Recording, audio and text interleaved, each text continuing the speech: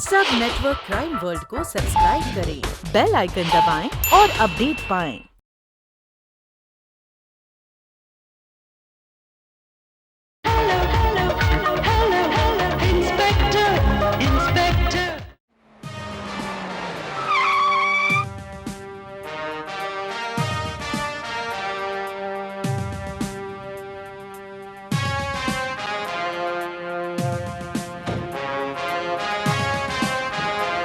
Sir,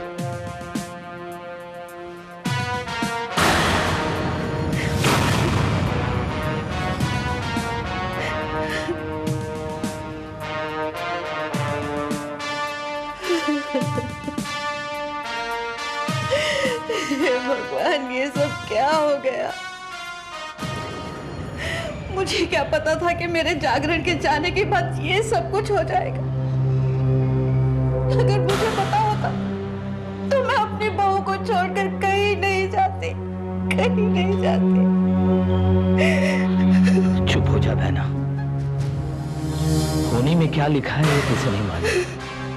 जो होना था वो हो गया, इससे किसको क्या दोष देना। Sir, I think it's an accident. लगता है कि रात के टाइम में नेहा जी का पांव सीढ़ियों से फिसल गया और उनके सिर पर गहरी चोट लगी, और उस चोट से बहुत ज्यादा खून बह जाने की वजह से ही उनकी मौत हो गई।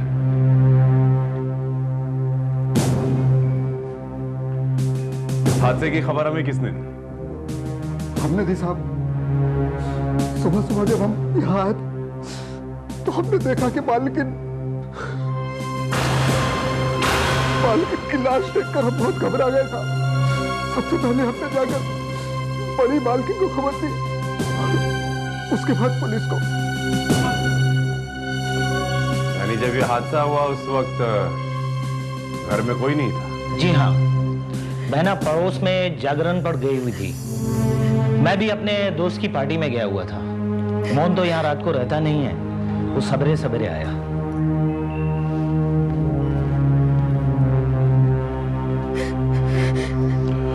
और मिसेस दीक्षित के पति मिस्टर आलोक दीक्षित कहाँ है? वो तो रात भर से ऑफिस में ही है, अभी तक नहीं आया। उसे अब तक तो आ जाना चाहिए था। क्या हुआ माँ?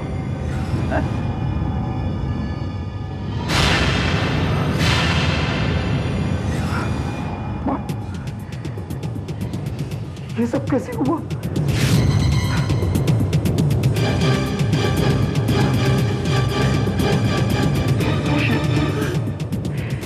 ये सब कैसे हो गया?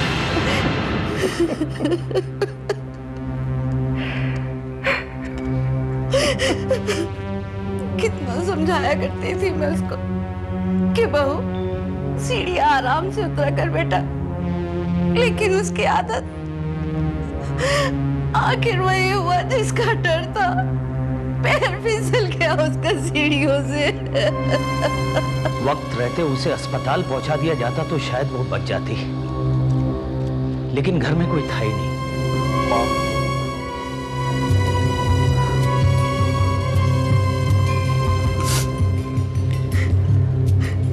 माँ,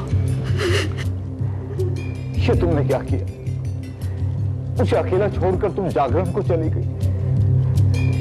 अब तुम जानते थे कि वो अकेलेपन से कितना डरती थी। काश मैं यहाँ होता तो उसके साथ ऐसा हादसा नहीं होता। ये हादसा नहीं इंस्पेक्टर साहब, ये कत्ल है, कत्ल।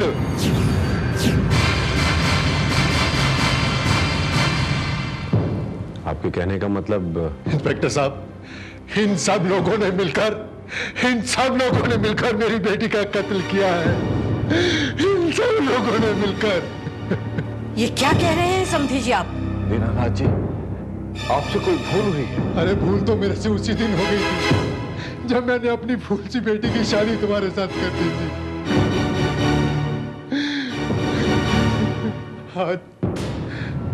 आज तो मैं अपनी गलती को सुधारने के लिए आया था, अपनी बेटी को यहाँ से लेकर जाने के लिए आया था,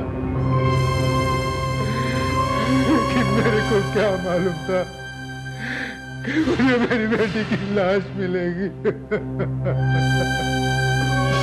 बेटा मुझे माफ कर दे बेटा, मुझे माफ कर दे, मैं तुझे इन हत्यारों से बचा नहीं सका बेटा। दीनानाथ जी,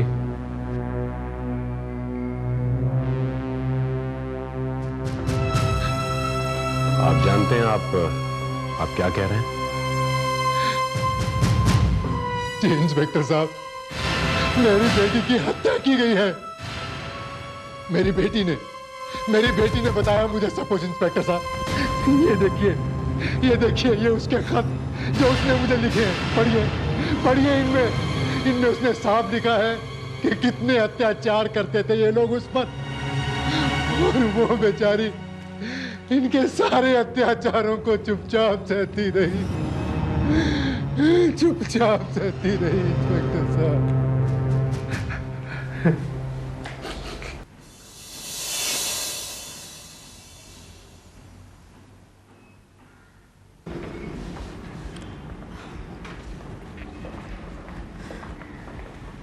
माँ जी, चाय कहाँ रखूं?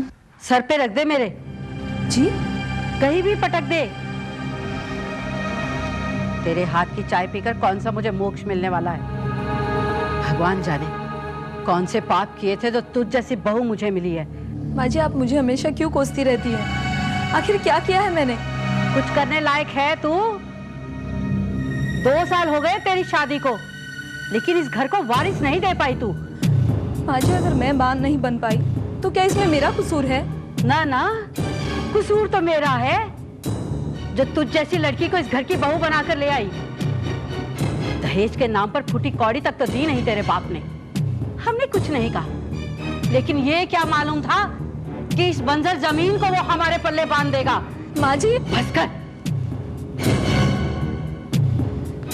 प्रिय चरित्र दिखाने की बजाय आत्महत्या क्यों नहीं कर लेती तू? मेरे बेटे का पीछा तो छूटेगा, मरती भी नहीं है कमबख्त।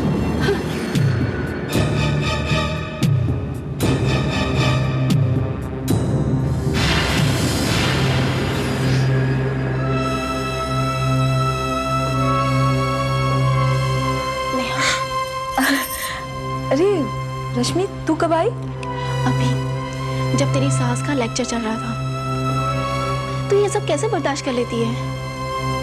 आलो को क्यों नहीं बता देती सब?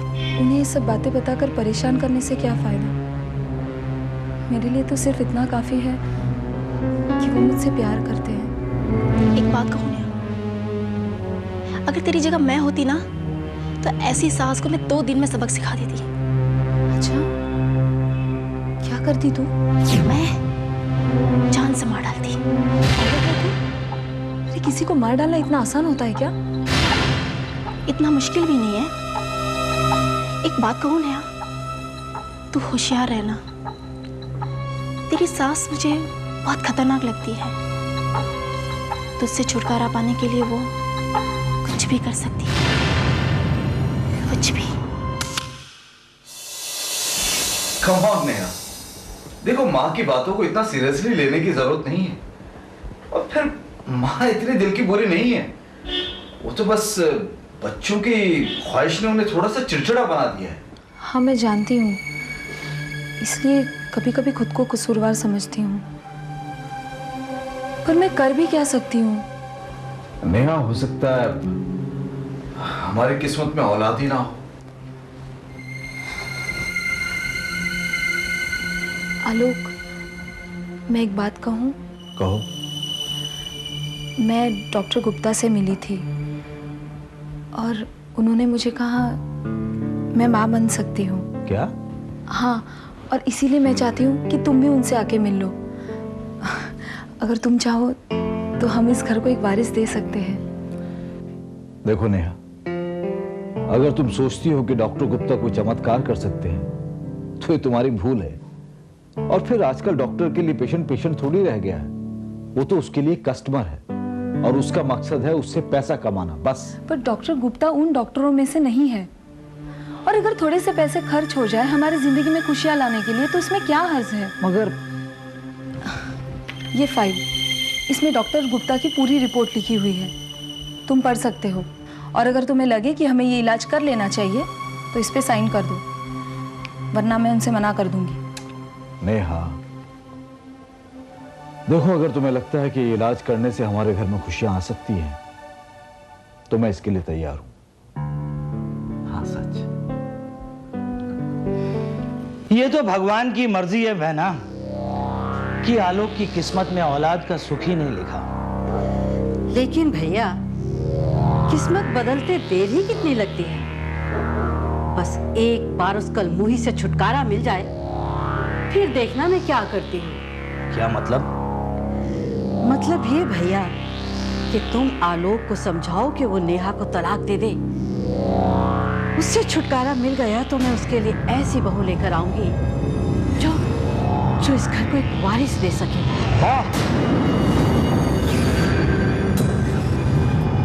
माँ, ये तुम क्या कह रही हो? तलाक? हाँ बेटा, बहना बिल्कुल ठीक कह रही है। जो बहू इस घर को वारिस ना दे सके, उसका इस घर में रहना या ना रहना क्या मायने रखता है? मामा, ये जरूरी नहीं है कि नेहा अगर मां नहीं बन पाई है तो उसमें कोई उसका दोष है। हो सकता है कि मेरे में कोई कमी हो। तू उसकी ज्यादा तरफदारी मत कर। किसमें कमी है मैं अच्छी तरह से जानती हूँ। वो रचना का एक्सीडेंट ना हुआ होता तो आज इस घर में पोते की किलकारियां गूंज रही होती। वो सुकन्या, वो भी तो मामा प्लीज, माँ, उन बातों को सोचने से कोई फायदा नहीं है। अब जो हो नहीं सकता उसके बारे में सोचना ही बेकार है। लेकिन जो हो सकता है उसके बारे में तो सोच सकते हैं ना। हाँ लोग, अभी तुम्हारी उम्र ही क्या है? अभी भी तुम्हें दहेज में लाखों करोड़ों रुपए मिल सकते हैं।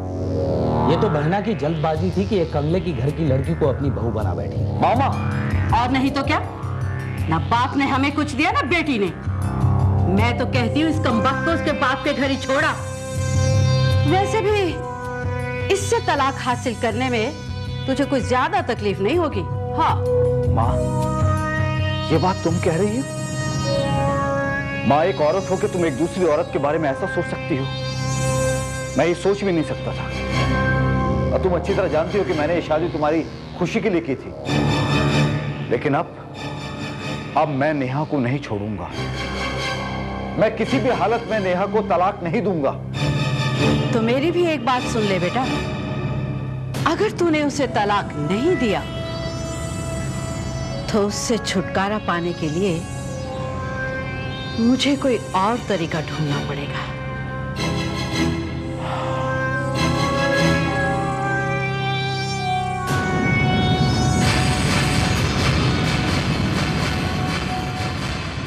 वो मुझे जान से मार डालेंगे बाबूजी, वो मुझे जान से मार डालेंगे। इंस्पेक्टर साहब, फिर वही हुआ जिस बात का मुझे डर था।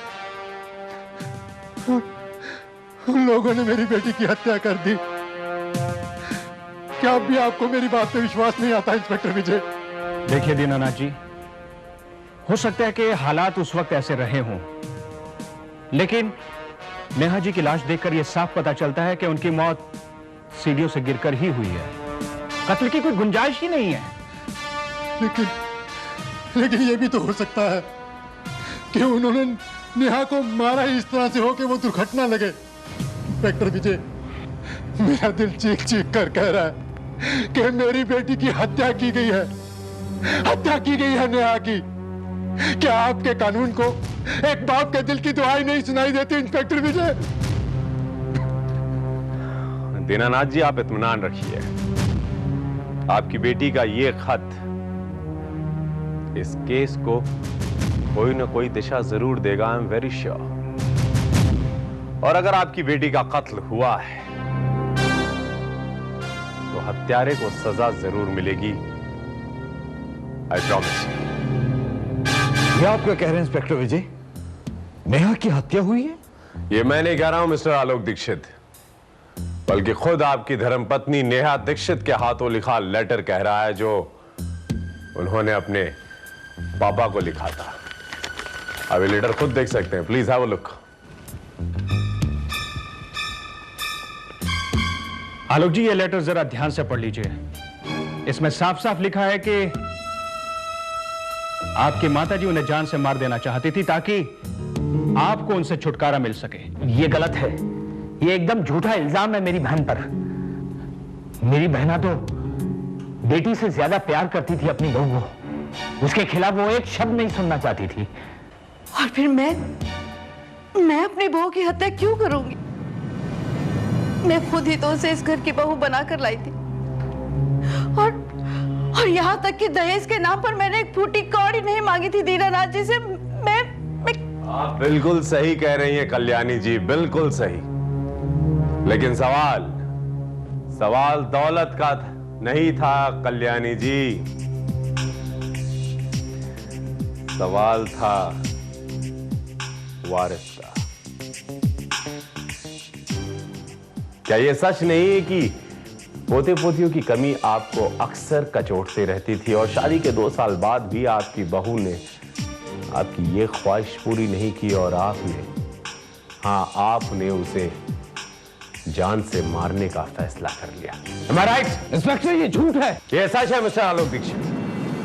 आपकी माताजी की आदत थी कि अपनी बहू को अक्सर ताने दे और साथ में धमकी भी। क्या अगर वो उन्हें इस घर का वारिस नहीं दे पाएंगी तो आपकी शादी ये कहीं और कर देगी। और उस धमकी को सच साबित करने के लिए जो पहला कदम आपकी माताजी ने उठाया वो आपकी धर्मपत्नी का कत्ल था। देखिए इंस्पेक्टर, ये सच है कि मैं इस घर में नन्हे मुन्ने बच्चे को हंसते खेलते देखना चाहती थी, और इसके लिए मैं नेहा को ताने भी सुनाया करती थी। लेकिन वो बहुत पहले की बात है। अब मैं उसकी हत्या क्यों करती जबकि वो मां बनने वाली थी।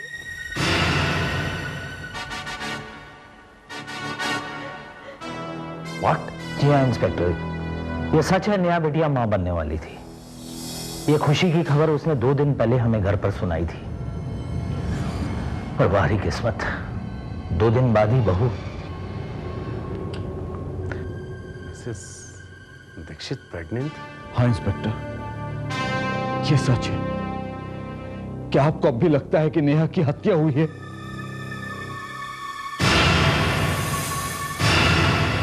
सर, रिपोर्ट के मुताबिक मिसेस दीक्षित की मौत रात को 1:30 से 2:30 के दरमियान हुई है, और घर के बाकी सदस्य भी वहीं पर मौजूद थे जहां पर बताए गए थे। रिपोर्ट में सबसे अहम बात सर यह है कि मिसेस दीक्षित प्रेग्नेंट थी। उनके पेट में 2 महीने का बच्चा था। तो सर, इसमें मर्डर की कोई गुंजाइश ही नहीं है। रिपोर्ट से साफ साबित है कि यह कोई मर्डर का केस नहीं बल्कि एक एक्सीडेंट का केस था।